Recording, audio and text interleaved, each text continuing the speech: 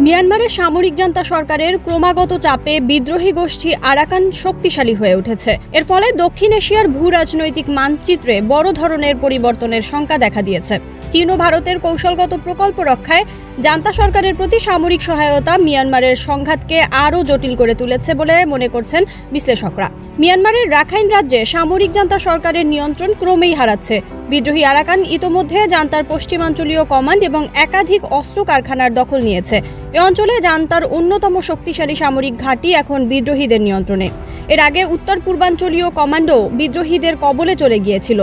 বিশ্লেষকরা বলছেন, বিদ্রোহীদের ক্রমবর্ধমান প্রভাব জান্তা সরকারের অস্তিত্বকেই হুমকির মুখে ফেলেছে। তবে চীন ও ভারত উভয়ই তাদের নিজ নিজ কৌশলগত স্বার্থ রক্ষায় জান্তা সরকারের পাশে দাঁড়িয়েছে।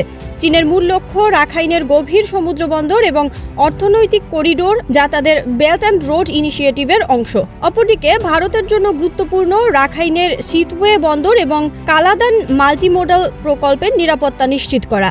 জাতিসংঘের এক প্রতিবেদনে উল্লেখ করা হয়েছে, 2021 সালে মিয়ানমারে সামরিক অভ্যুত্থানের পর থেকে ভারত জান্তা সরকারকে প্রায় $5 কোটি অস্ত্র সরবরাহ করেছে। চীনও জান্তা সরকারের প্রতি ঘনিষ্ঠ সহযোগিতা বজায় রেখেছে, যা এই সংঘাতকে আরও গভীর করছে। দক্ষিণ এশিয়ার ভূ রাজনীতি নিয়ে বিশেষজ্ঞরা শঙ্কিত।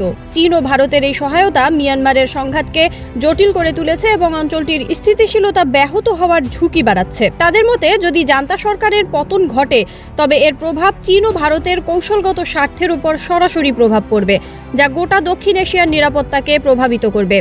মিয়ানমারের সংঘাত ও আরাকান আর্মির উত্থান দক্ষিণ এশিয়ার ভূ রাজনীতিতে এক নতুন অধ্যায় যুক্ত করেছে। চীন ও ভারতের ভূমিকাকে কেন্দ্র করে এই অঞ্চলের ভবিষ্যৎ নির্ধারিত হবে বলে মনে করছেন বিশ্লেষকরা।